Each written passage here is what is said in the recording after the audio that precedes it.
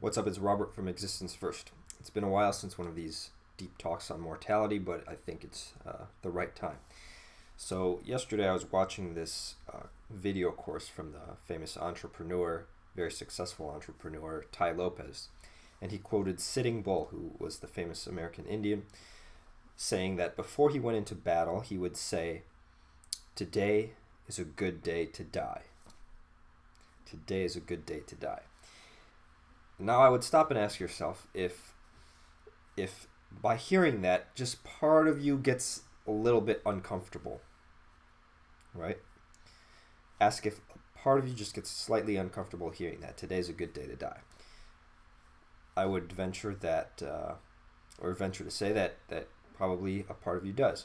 I have some family members who have been planning their will, last testament sort of a thing, and there's a slight discomfort in the conversation, right? It's like, don't really want to talk about my last my last days on earth or whatever. But that is a sign to look deeper, right? Again, this is Existence First, self-help for deep thinkers. And by using deep thinking, this is how we solve these existential problems that we have.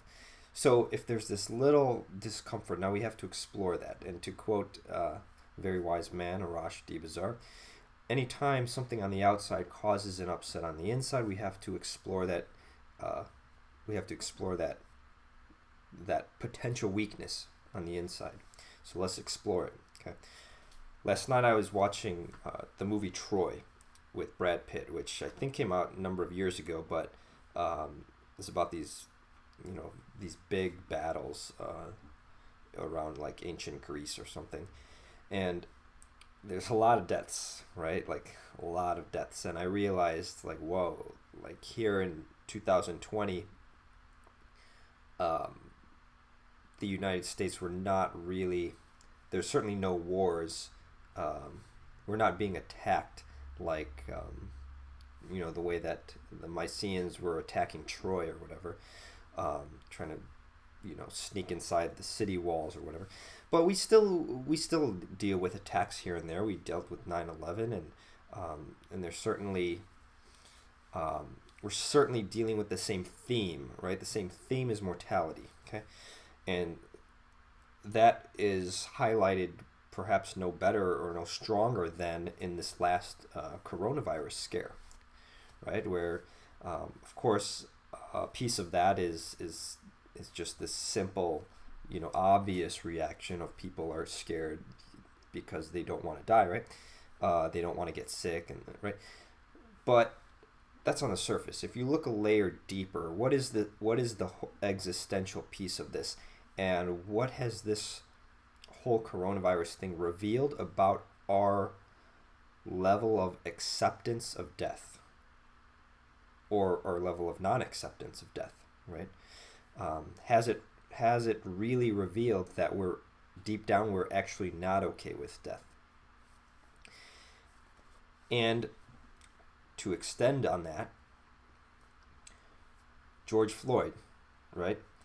The man who was kneeled on excessively in Minneapolis by the police officer and died as a result. Now, what did the autopsy say? It said that he died of asphyxiation, right? So that was a breathing issue, right? And so his complaint of "I can't breathe" has essentially gone viral, and it really, I think it hits a chord in most people. Now, why does it? Of course, there's certainly a racial injustice component to it, social inequality component, police brutality component. However, there's also an existentialist component, an existential component, because one of the reasons that it hits people emotionally deep down is that we are not really okay with death, right? It's because the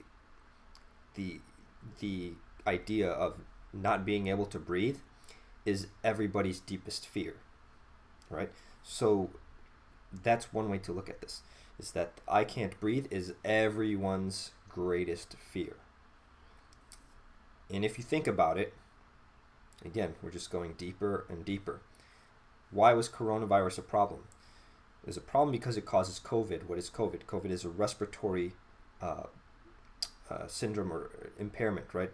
Infection that stops your ability to breathe properly. Okay? So now you got to see this common thread among all of these what appear to be different issues. Oh, coronavirus, now George Floyd, blah, blah, blah. We went from a medical issue to a social injustice issue. No, we had a problem with mortality throughout all of those because both cause an inability to breathe. And that is the human being's greatest fear, is to perish. Now, why is it such a problem for us? Okay, it's such a problem because people have never handled this thing. People living life as a human being is the awkwardest thing, right? Just the nature of you're alive and then you're not alive, right? And you never, so it's part of a contract, right? I have a new job at work, my day job, where I'm overseeing contracts, right? So contracts are in my mind 100%. Now, imagine if when you were born as a baby, you had like the mind of an adult, rational thinking, and you were birthed out of the birth canal of your mother in the delivery room. The doctor is holding you, and there's a lawyer standing right there and says, okay, by the way, here's the contract. Part of you receiving life and being alive now as a human being, there is a stipulation, there's a clause here in this agreement that it's going to end at some point. You don't know when it's going to end. Could be 70 years, you might live 80 years. You might suffer some sort of tragedy and die at age 10 or 20 or 30. You don't know, but sign here to indicate that you're in agreement with this and that you want to do this thing, that you want to live on planet Earth for an unknown number of years, and then boom, it's game over and it's done and there's nothing after. So here, sign here, here's the pen, right? That doesn't happen, right? And so it's so strange that life is almost like the biggest, being alive, being human is almost like the biggest contract that you'll ever like not sign, right? It's the biggest contract that you implicitly sign. It's the biggest contract that governs your life and your whole existence. It puts a parameter on your existence, but you never signed it in the first place. And so that's why people go through life thinking that, oh, I should live forever. Like I never signed up for this. I never agreed to die, right? I never agreed for my life to be finite, limited, right? And so we make up these stories about that we're going to live forever in heaven or hell or whatever, right? And is that true? And I don't know. I don't have any evidence to see, and nobody has gone there and come back, sent me a postcard from heaven or hell, right? So I don't have any reason to believe in that. Now, let's get back though to this main point. Okay, what we don't have is people going around saying, yeah, I wish I was just never alive. I didn't sign up for this thing because I just don't want to die. So I wish I'd never been in this thing in the first place. That reveals that people don't understand the contract that they implicitly signed. Now, instead, what happens is people live, but then they don't want to die. So it's this odd thing where it's almost like they kind of turn away from the truth of the matter, and they're living in some sort of fantasy world where it's possible to live and then never die. Like they think that's possible, or they're acting as if that's possible, right? So then when people die or when their life is threatened, they feel somehow cheated or like, they don't want it to happen. It's odd, right? But it's kind of like I don't know if you could make this crude analogy, but it's like someone who wants to eat horrible food that is not nutritious, and yet they want to be fit. It's like, dude, you don't understand the cause-effect relationship. You don't understand this like contract, the way things work here. You cannot go eat fast food every day, take in all these calories and have like a great body. Like you can't do that. It's you're living in some sort of fantasy world, and I think that's how people are living when it comes to mortality. All right, so what's the solution for all of this? Right now that we've clearly identified what's going on, is that and that we haven't fully accepted the contract. Now, how do we solve this? Okay. Well, there's a brilliant quote in Troy. I was actually very impressed with this, where Brad Pitt is talking to some girl in the movie, right? And he says, I'm going to read it from my phone. He says, "The gods envy us. They envy us because we're mortal. Because any moment might be our last. Everything's more beautiful because we're doomed. You will never be lovelier than you are now. We will never be here again." And I was like, damn, that's some good philosophy, man. I was not expecting this in this little action movie. So that's a tool of the mind, actually. That's in my world, in mind coaching, I would call that a reframe. And he's reframing this whole thing. So because life is limited, that makes it special, actually, because you're never going to. This moment could be your last. You don't really know, okay? And because of that, you just gotta. What was my train of thought there? Because this moment could be your last, it makes it sort of sacred or special, okay? And I actually took that in. It was like very motivating for me. Now bring that back to the original quote I said at the beginning of this video of Sitting Bull before he goes into battle, saying, "Today is a good day to die." Right? Now what freedom would you have, and what congruence, not congruence, but your behaviors, your whole approach to life is so, what Sitting Bull said, his philosophy there seemed so congruent with the reality of things. The reality is that especially in battle, this today could be your last day. And so because of that situation, you're kind of forced to acknowledge it, right? Now, in society or in civilizations where things are so peaceful and where this threat of death is not, it pops up here and there, but it's not a daily threat as it is when you're in battle in 1000 AD or whatever. We're in 2020 here in the United States, we're living in this little bubble or artificial environment, in the sense of we're not being forced to contemplate our mortality so much.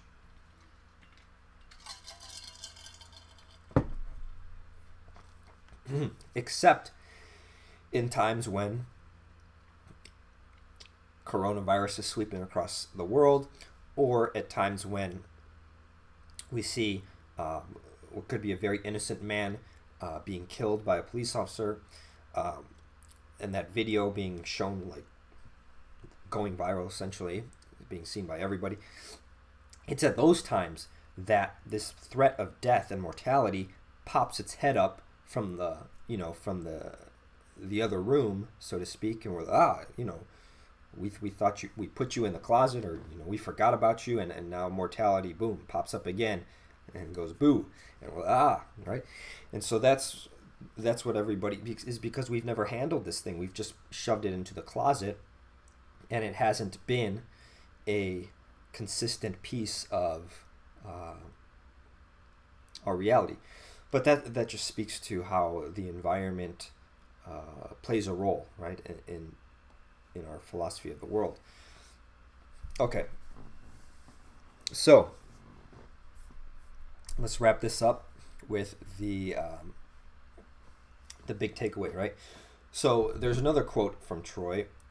I think this was not Brad Pitt speaking. This was another guy, I believe, at the end, who says, "If they ever tell my story, let them say I walked with giants. Men rise and fall like the winter wheat, but these names will never die. Let them say I lived in the time of Hector, tamer of horses. Let them say I lived in the time of Achilles." So here we have this solution to the mortality, right? And this gets into my existence first philosophy, my existentialist philosophy. So what excites me more than anything is to become timeless, or to escape the bounds of I don't know what you would say, conventional living or whatever, because it's in this realm or reality of time that we're immortal, right? So I'm thinking back to philosophy class. A lot of the Middle Age philosophers who kind of like were, Christianity was a big part of their philosophy. They would make these arguments that that God, the reason God has a lot of power or knows a lot or can see everything, or knows what's going to happen, or is because he's outside of time, right? So they put God outside of time, and all other human beings were within time, right? They were subject or bound to time constraints, right? So think of it this way. If you truly are an existentialist and you adhere to the philosophy of existence preceding essence, meaning that your choices determine who you are and that you're free to choose this or that, and that you send a message to the world based on your choices, you send a message of how you think life ought to be lived, that message in a way is a little bit timeless, right? So, sort of how when you have a soldier that is just so above and beyond, like Achilles, that even though he died, his memory lives on, right? Or just the way that he approached life is just almost like a timeless sort of a thing, because it promotes a value. Okay, so if we live in accordance with values, if we make our decisions not just on temporary, I'm tired today, so I'm going to take a nap, and then we just make these daily decisions based on our emotions. If instead we make our decisions based on values, even though I'm tired, I'm going. I keep my word. Yeah, this happened the other day. Right? I was hanging out with somebody and I was like super tired. And I was like, and they said, "Well, why you shouldn't have even come over if you're tired?" And I said, "Well, it's more important for me to keep my word rather than to make a decision based on emotions."